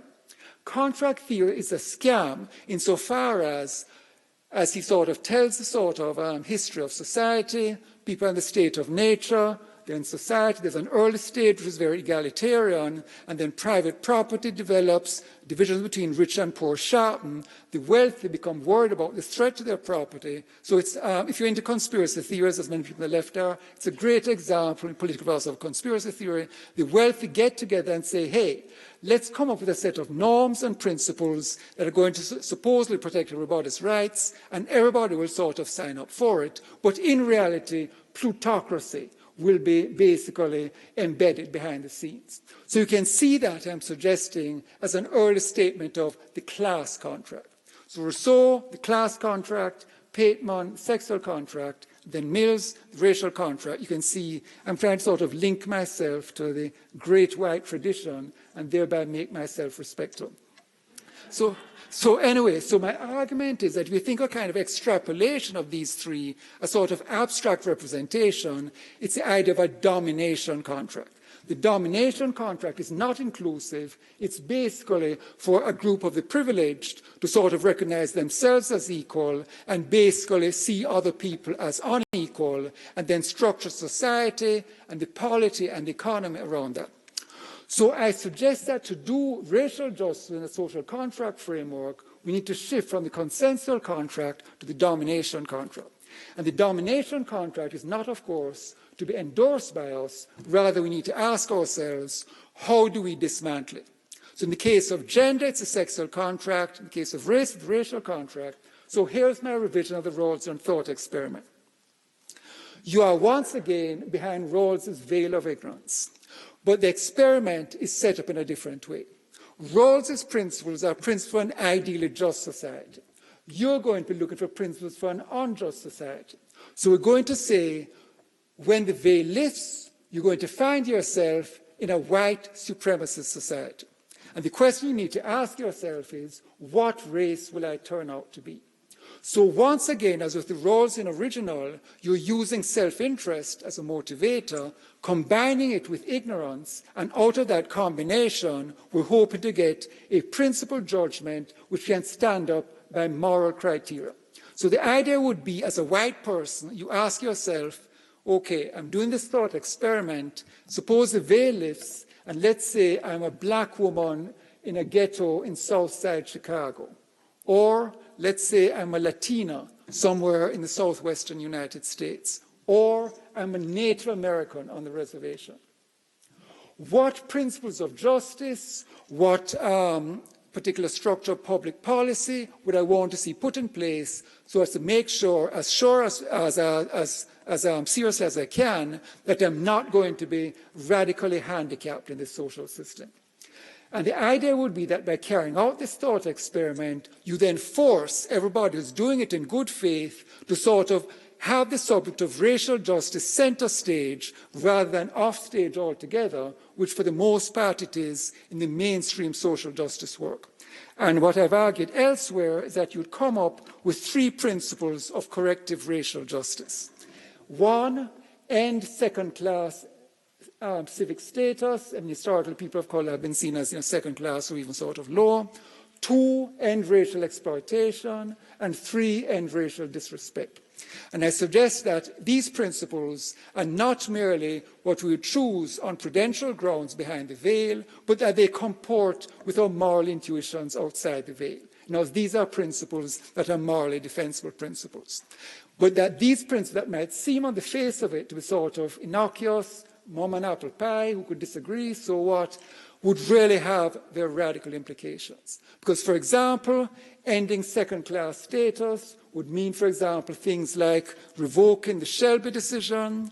It would mean like dismantling the ghetto. It would mean radical revision of the prison industrial complex, ending racial exploitation. We'd have to sort of look at the question of what have been the sort of what have been the processes in terms of mortgage discrimination, in terms of the racial implementation of the GI Bill after World War II, in terms of discrimination, all those sort of huge set of economic processes, the kinds of thing that Coates spoke about in his famous Atlantic article. You can then make a case for reparation on those grounds. And finally, racial disrespect.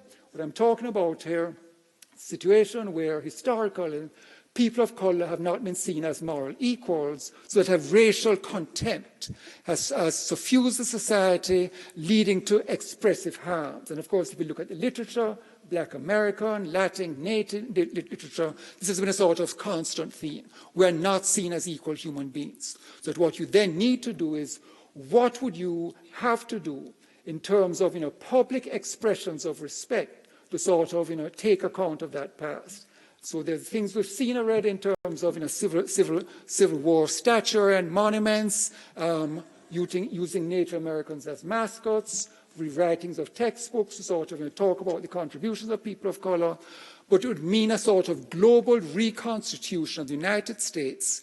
And it would seem like a very radical one, and maybe even seem like a non-liberal one. But the final point I want to drive home is, it's non-liberal by the standards of a liberalism that has been racialized. And what I've tried to make a case for is that for a liberalism that takes the history of racial subordination seriously, it is not non-liberal at all. So for anybody in this room who thinks of themselves as a good liberal, or they're a good liberal on the left or on the right, my claim is, outrageous as it may seem, you should be completely on board with this program.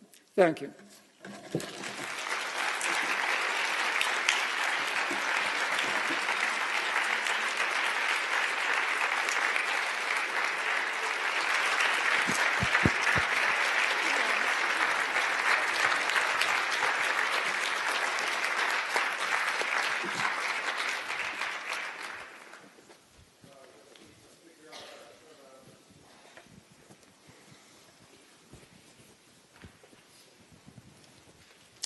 You mean I said nothing on nothing controversial? I'll just, so we do have some time for questions.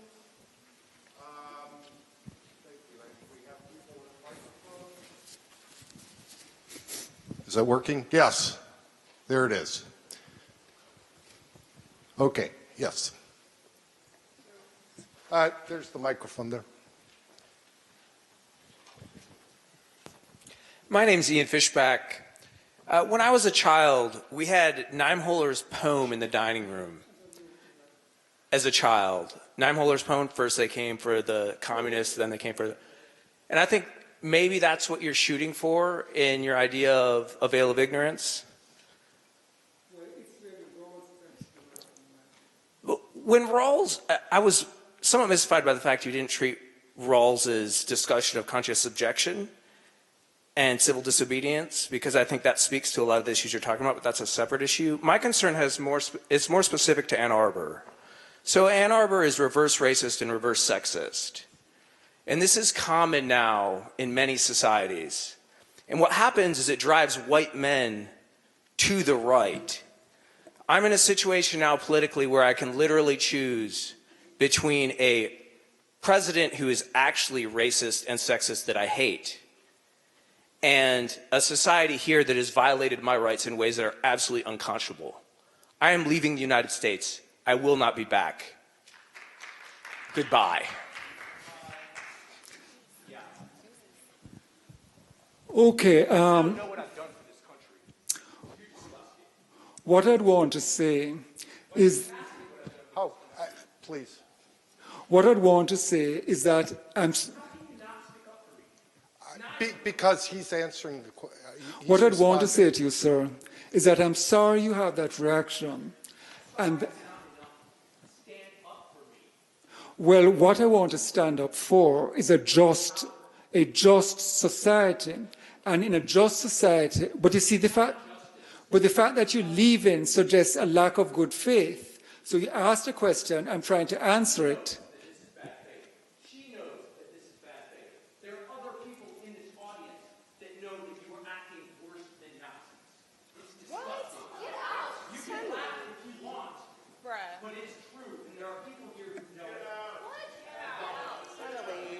Okay, well, I suspect that maybe the question was not in good faith, so let's have one that it is. Yes. Other questions, please. Yes, I have other questions. Hello, Dr. Mills. My name is Asia Harrison. Oh, yes, hi. I'm a doctoral student here in education and psychology. And you made such amazing points throughout your entire talk. Thank you so much for being here today. And I wonder, as an educator, you speak about how there is little representation, right? So you are in these philosopher spaces and you are hearing where all of these ideas and these conceptualizations are being formed, and you're looking around and you're seeing like a predominantly white room. So as an educator, like in front of undergrads, like with the mission of wanting to put people of color like in these spaces so that voices are heard, how would you recommend that we get people into this area, especially when we think about the ways that a lot of college courses are, you know, like filtering and uses like gatekeeping, you know what I mean? Okay, I thought there had been a self-conscious effort, especially given that it's February and Black History Month, to sort of reach out to the African American community on campus, since this is an issue of obvious concern to them. To the specific dynamics of Michigan, I can't speak to that. In terms of the sort of general things I would recommend, what I've been doing for some time, I argue that philosophers should try to incorporate such material into their courses in general. I mean, it's okay to have a critical theory of race course or a critical philosophy of race course or a Du Bois course, which in fact I've taught at CUNY. But the danger is that those courses are then seen as not real philosophy. So real philosophy is a sort of an unusual crowd, you know, Hume, Locke, Hobbes, Leibniz, and so forth. And then if you have these weird special interests, you could do a course like that. So it then means you get to avoid such material if you don't have any particular interest in it in the first place. Whereas a more appropriate strategy, in my opinion, would be both to have such courses, but to incorporate material of race into mainstream courses. So philosophy of history courses can look at competing views of history, the views, for example, you find in people like Du Bois. Philosophy of science courses look at the history of scientific racism and what that says, what the social influence on your scientific research. Metaphysics courses, there's a lot of material now on the metaphysics of race, work by Professor Anderson's friend and my friend Sally Haslanger. So there's all epistemology courses, huge amount of stuff now on social epistemology, a significant part of it which involves issues of race. So I think that part of what we need to do in all disciplines, but speaking for philosophy, see how race can be incorporated into the curriculum so that even what we think of as mainstream courses have race in it. Because it's not as if you're distorting the material by doing so, because race does in fact permeate the social order. As I say, historically, I mean, you could disagree about whether it's still currently, but historically, the US has been a white supremacist state. I mean, this is, there's massive documentation on this. So this has influenced all kinds of things. It influences psychology, it influences sense of identity. So philosophy should be able to sort of take on these issues. And then in political theory, similarly, I know people, as I mentioned, there are texts I mentioned whose authors, whose editors embarrassingly I couldn't recall. They're both political theorists. They're trying to transform political theory. International relations, there's a new strain, critical IR theorists, and again, they're sort of looking at the extent to which, basically from the age of imperialism onwards, race has been tied up with international relations, because of course the presumption has been, as Europeans, we get to conquer you other nations. International law was largely sort of written in racialized ways. So there's all kinds of stuff. I mean, race is not siloed, race is not cabined, race permeated the social order so that the disciplines that study the social political order, there's ought to be material in race in all of them. Other questions? Yes.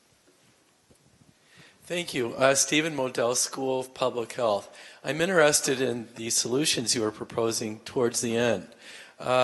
In particular, granting greater respect to an individual or a group, that would seem to have certain principles behind it, but it's rather elusive. In the context of dialogue, it might mean making sure that you entitle a person with adequate respect, like doctor, or beginning to put yourself in their frame of mind, in their shoes. But I think that maybe you mean something more. Could you explain? Okay. If you mean the veil of ignorance thought experiment, yes. That's the idea that you imagine yourself behind this veil, and as I say, you're considering the possibility that when the veil lifts, because the veil is supposed to conceal from you your identity, so that when the veil lifts, let us say you find you're a citizen of a white supremacist state and you're not white, you're a person of color, so that there's a whole history of people of color and how they're disadvantaged by this, physically, psychologically, how it's affected them in all kinds of ways. And you ask yourself, if I were a person of color, what would I want to see the government doing in terms of public policy to change this situation so that I could basically feel myself to be an equal in this society rather than somebody who's inferior? So it's asking the people who have been privileged historically in the US and in many other countries also to imagine themselves as people of color and on that basis to choose principles of justice. So it would require an effort. Susan Muller-Okin, in a book from three, is it three or is it more? Many decades ago, Justice, Gender and the Family, imagined something similar for gender. And she did point out that one problem was the difficulty men would have in putting themselves in women's shoes. I mean, you could see in terms of, if you think of the hearings on Kavanaugh, for example, you could see that this problem is still alive and well. So what would a man in good faith trying to do the experiment have to do? Well, you read feminist texts, you read feminist fiction, you sort of, open your ears to the kind of witnessing that women have done so that you sort of get an appreciation. What is it like to be a woman in a patriarchal society?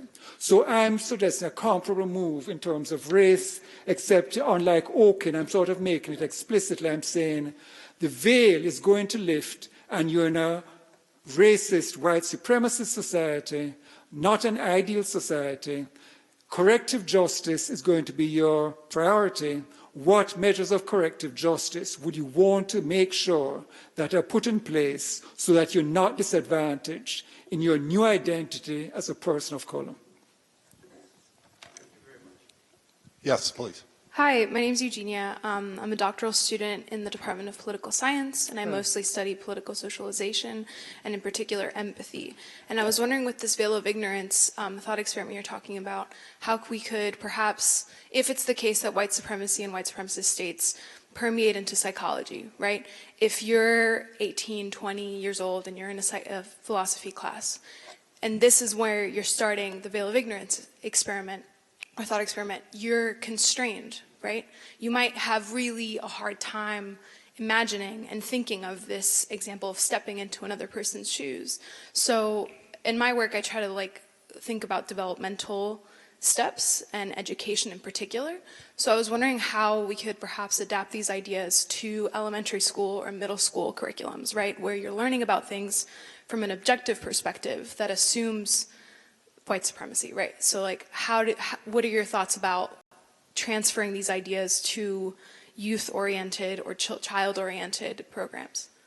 Well, part of what I would argue is that the third principle, which is ending racial disrespect, is going to require, and this is a problem, of course, but it sounds so radical when you say it, it's going to require a national effort at the educational level, starting much earlier than university, which I take it as a point you're making, insofar as racialized cognition begins at a very early stage. So the kind of stuff that's studied on the categories of implicit bias and so forth, and the controlling images that, say, Patricia Hill Collins wrote about in terms of black women, all those things massively documented in the social science literature and social psychology literature. Those kinds of things need to be taken on board by mainstream political philosophers, because what it means is that you're getting a situation where your cognition is being shaped to disrespect people in certain categories from the time you're a kid, from the time you're a child, so that you then need to ask yourself what kind of re-education re-education has ominous implications given the sort of history, obviously, of socialist governments.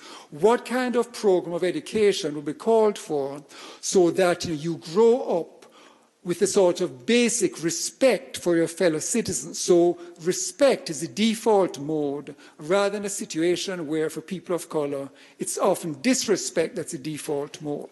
So that's going to require a massive program involving people with expertise in all kinds of areas. And as I say, the problem is that it will seem to many people this is a violation of liberal principles, a violation of freedom of speech and so forth. But if it's the case that you think that we should all be committed to respecting other people as equal citizens in public forums, then the problem is that the idea of separating, so you have your racist views, but to keep them private, and in public, you respect people. It's going to be very hard to maintain that distinction because it means you're socialized as a person, and a significant amount of this stuff is unconscious. So it's not the case that you have a sort of easy way of sort of pulling a lever. Okay, I'm now in the public sphere, so I'm now going to sort of act in a non-racist way.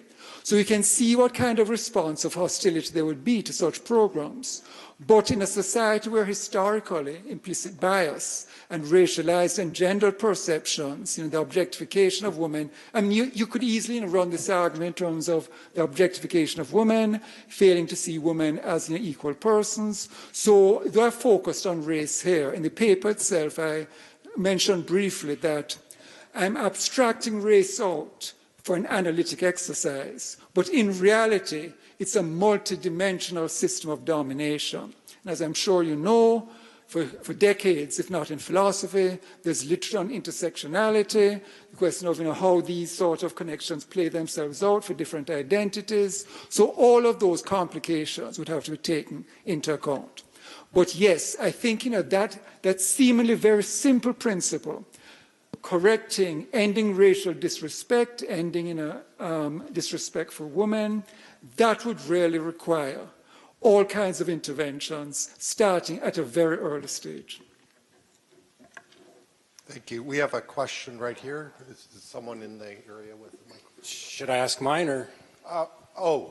Okay, go ahead and then we'll get to you. My name is Trevor Bechtel. I'm staff at a research initiative here at the university that focuses on poverty in a social science perspective. Last night in a course on ethics and poverty, I talked about Rawls and how it's reframed by Sen and Nussbaum to think about capability deprivation in terms of poverty. And And so if the kind of root of that is kind of trashed by your really eloquent talk, which I think you've done a good job of, I'm wondering what ways we need to kind of rethink some of that other work. So are there ways in which this kind of stuff on race can also apply to poverty, either in the kind of sense in which race and poverty are deeply connected, or in ways in which they can be teased apart? Okay, well, to give him credit, and I focus on the critique, but one needs to be fair, there are many people who would say that if you have a social democratic view on things, the best 20th century statement of the social democratic vision is John Rawls' The Theory of Justice. So I've been critical of Rawls for the problem of race, but the social democratic statement that he gives, arguably the sort of most impressive philosophical rationale for social democratic vision is in that book. There are people who consider themselves social democrats and movement left of Rawls. Brian Barry, well-known British guy, died some years ago. He was critical of Rawls. Though sympathetic a lot of things Rawls was saying from the left, you could make critiques on the left and say that behind the veil, you would argue for more radical changes than Rawls does. There's a book that came out many years ago in the sort of dying phase of what was then called analytical Marxism, a guy called Rodney Peffer, a book way back in 1990. So he uses a Rawlsian apparatus and says that behind the veil, if you know how capitalism works, you would basically argue for principles more radical than Rawls's own principles. But what I'd want to say is that there's already, within philosophy and political theory, more in philosophy maybe, a well-developed body of work on egalitarianism, social democracy, and so forth. And Rawls's book, though I've been critical of it, is a very important contribution to that field. So I wanted to focus on race, because race is not coincident with class. Racial oppression has dimensions of its own. But I would not want to leave the impression that Rawls does not have a very useful set of things to say that if implemented, I mean, obviously the complication is, what I'm claiming is that in sort of, trumping has become an unfortunate, trumping is widely used as a verb in philosophy. This trumps that. Can we use Trump anymore? Anyway, the trumping of class issues by race in terms of people's psychology and so forth, it would basically be a problem. But the social democratic vision in Rawls is a very attractive one, and I would not want to give the impression that it's not. It couldn't be implemented as is, because the point is the causal roots leading to racial disadvantage are in crucial respects different from the class roots. It's not just a sort of working class in black, working class in white. And some of the things I mentioned earlier, like the racist implementation of the GI Bill, mortgage discrimination, original discrimination against people of color who wanted to enter trade unions largely controlled by whites. There's a whole set of causes which make race different. But insofar as there's a class vision in Rawls of how to basically reduce class difference and make a situation where class is more sort of fluid in the sense that you're born in a particular social stratum, but you have the possibilities of moving up. It is a radical vision that's actually far to the left of what is in the United States now. Okay, so we have 10 minutes at most and 3 questions left. So here, and here. Please. Thank you for the very stimulating talk. I'm wondering if I'm not completely misunderstanding you, that essentially what you find so, I guess, attractive about Rawls, other than being... you cannot hear? Sure. Okay, I'll try. So I'm wondering if what you find attractive about Rawls, other than being located in philosophy, is the sort of the rigor of the Rawlsian method in the veil of ignorance. And so if that's the case, then if you would embrace, I guess, a description of your sort of project, at least as portrayed in the latter part of your talk today, as a form of sort of like immanent critique, right? Where essentially you're accepting certain principles that he's advancing, and then you're trying to see really where that gets you if you're upholding a standard of rigor that exceeds even Rawls's. And so if you would sort of agree with that characterization of part of what you've done in today's talk. If you have anything additional to say as far as what that gets you in terms of an intellectual project or a vision that would transcend the Rawlsian project, because interestingly, you couch your endpoint as sort of racial liberalism, right? And so in some sense, you want to use the method not to transcend Rawls, but in some sense to, and I'm searching here for the nature of what it is you would like to do to the Rawlsian, I guess, theoretical tradition. I hope that makes sense. Okay. What I'm calling racial liberalism, not what I'm advocating, I'm diagnosing it as a problem. So I'm saying liberalism has been racialized. So let's call it racialized liberalism, racial liberalism. And then my project is, how do we de-racialize it? It's Rawlsian insofar as I'm using the device of the veil of ignorance and focus on the basic structure. But insofar as I'm saying that we used to use a domination contract rather than a consensual contract, you could say it's not really immanent in that sense, because the domination contract is locating itself on theoretical terrain that's very different, obviously. So I would say there are elements from Rawls, absolutely, but there are also elements that are quite opposed to the way Rawls frames things. As I say, his starting point is, in the opening pages of Theory of Justice, we're going to consider society as a cooperative venture of mutual advantage with reciprocally beneficial rules. And only a tiny subset, well, okay, if you think of the length of time hunter-gatherer societies lasted, maybe it's tens of thousands of years. So maybe in terms of time, it's a fairly large amount. But certainly once you sort of exit that stage, you don't find societies that conform to that structure.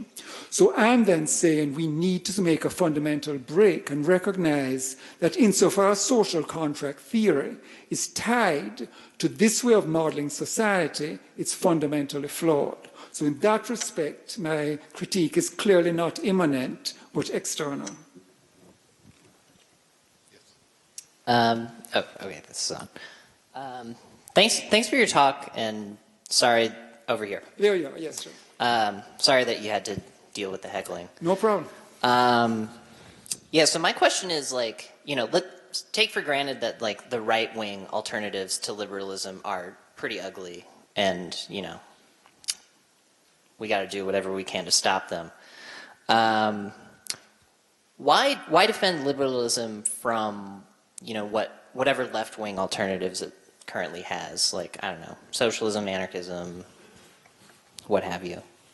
Yes, sure. It's a question that I've been asked many times, sorry, in such presentations. What I would say is that insofar as you're trying to win people over to a political project, then it seems to me you're likely to be more successful if you start where their heads already are. So as I say, liberalism, this is uncontroversial. Liberalism has been the dominant political ideology in United States history. There's been a lot of work on this, though of course there's a question of whether you have strains that are antithetical to it. So there's well-known political theorists at Penn, Roger Smith, recent president of the APSA. He says there are multiple traditions in the US, so there's a liberal tradition, but it's in competition with others. And then my claim has been what is sometimes identified as the thesis of, there's a kind of symbiosis, that liberalism has been symbiotic with racism and sexism and so forth. Nonetheless, in this expanded sense that includes left and right, I think most Americans regard themselves as liberals. So if you can say to people, if you're a good liberal, you should be on board with a racial justice program, or for that matter, a gender justice program, or a class justice program, that seems to me to be an immense ideological advantage. Whereas if you say to people, have I got a great ideology for you? It's a non-liberal ideology, but hear me out. Then you're facing a kind of barrier just to start with. So certainly you can do a critique from further left, you can try to revive a Marxist vision, but part of the problem is going to be that you're going to have to say to people, okay, the 20th century history of states calling themselves Marxist was disastrous. Nonetheless, we're going to try again. And here I have this model for how a Marxist economy could work. And part of the problem with that is that the theorization of post-capitalist economies, a modern industrial economy that's post-capitalist, we don't have any plausible models for it yet. So what I want to say is we could consider it an open question, but at the present, in the absence of such a model, at the very least, it's going to be difficult to convince people of stuff. As I'm sure everybody in the room knows, Sanders won in New Hampshire, and the question that is immediately raised for a lot of commentators, okay, so he's got this far, maybe he could even go all the way, but anybody who is running under the rubric of democratic socialism in the United States is going to face a firestorm, which is going to be aimed in part, probably a mixed metaphor here, in linking him with socialism of other kinds, non-democratic socialism. So if Bernie Sanders is going to sort of face that kind of critique, what kind of response do you think you're going to get from a position that starts off from the left of Sanders in the first place? So I'm saying this is a program that even people on the political right should get on board with, insofar as racial justice, racial injustice is supposed to violate basic norms that even right-wing liberals should be able to get to agree with. I mean, your life, liberty, and property, these are seen as sort of classic rights that the political right would endorse as against things like, right to health care and so forth.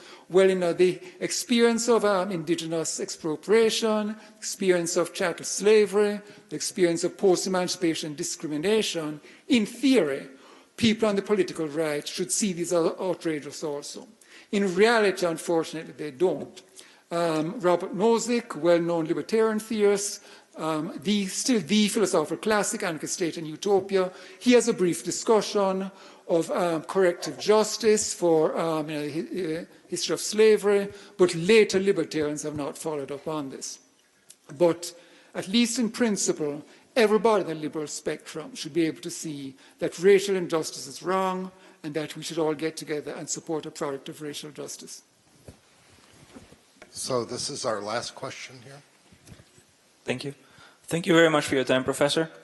My question is what is the role of racial justice in furthering the Arsani-Rawls debate on principles of redistribution? What role do you see for racial justice in furthering that specific academic debate?